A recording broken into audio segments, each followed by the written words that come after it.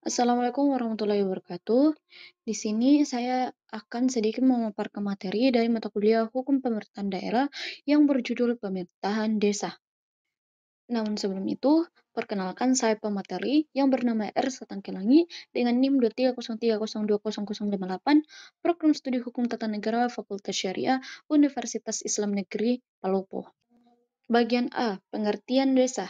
Desa adalah kesatuan masyarakat hukum yang memiliki batas wilayah yang berwenang untuk mengatur dan mengurus urusan pemerintahan. Kepentingan masyarakat setempat berdasarkan prakarsa masyarakat, hak asal-usul dan atau hak tradisional yang diakui dan dihormati dalam sistem pemerintahan negara kesatuan Republik Indonesia. Adapun dasar hukum utama yang pertama yaitu Undang-Undang Nomor 6 Tahun 2014 tentang Desa. Yang kedua, Peraturan Pemerintah Nomor 43 Tahun 2014 tentang Peraturan Pelaksanaan Undang-Undang Desa, sebagaimana telah diubah beberapa kali. Bagian B, Asas dan prinsip pemerintahan desa. Yang pertama yaitu asas pemerintahan desa. Antara lain, rekognisi atau pengakuan terhadap asal-usul desa, subsidiaritas kewenangan lokal berskala desa, partisipatif, demokratis, transparansi, dan akuntabilitas. Bagian B, prinsip-prinsip pemerintahan desa, antara lain otonomi desa, pemberdayaan masyarakat, keadilan dan kesetaraan, serta keterbukaan dalam tata kelola pemerintahan. Bagian C, struktur pemerintahan desa. Yang pertama yaitu kepala desa, yang diantaranya dipilih secara langsung oleh masyarakat desa. Masa jabatan 6 tahun dan dapat dipilih kembali untuk 3 kali masa jabatan, secara berturut-turut atau tidak berturut-turut. Tugas dan wewenang kepala desa antara lain, menyelenggarakan pemerintahan desa, melaksanakan pembangunan desa, pembinaan masyarakat desa, serta pemberdayaan masyarakat desa. Yang kedua yaitu Badan Permusyawaratan Desa atau BPD, lembaga perwakilan masyarakat desa yang berfungsi menetapkan peraturan desa bersama kepala desa serta menampung dan menyalurkan aspirasi masyarakat. Bagian D, kewenangan desa.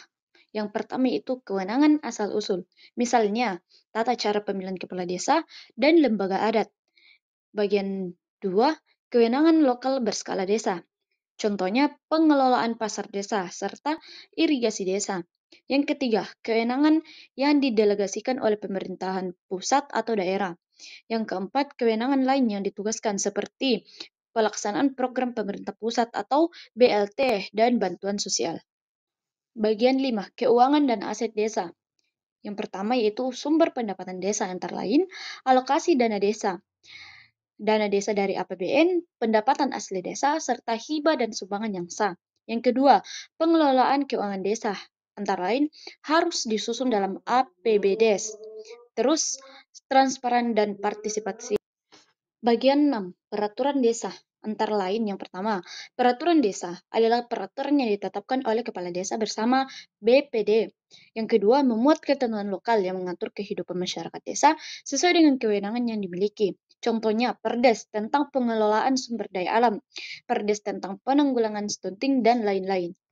Bagian 7, hubungan desa dengan pemerintah daerah dan pusat. Yang pertama, desa berada dalam wilayah kabupaten atau kota, tetapi bukan merupakan bawahan kecamatan. Yang kedua, pemerintah desa berperan dalam pembinaan, pengawasan, dan fasilitas pemerintahan desa. Adapun permasalahan dan tantangan pemerintahan desa, yang pertama, kapasitas SDM desa yang masih rendah. Yang kedua, penyalahgunaan dana desa. Yang ketiga, ketimpangan partisipasi masyarakat. Keempat, intervensi elit lokal. Yang kelima, kurangnya transparansi. Sekian pemaparan materi dari saya, kurang dan lebihnya mohon dikomentari, memberikan saran ataupun memberikan pertanyaan yang bisa ditulis di kolom komentar. Wassalamualaikum warahmatullahi wabarakatuh.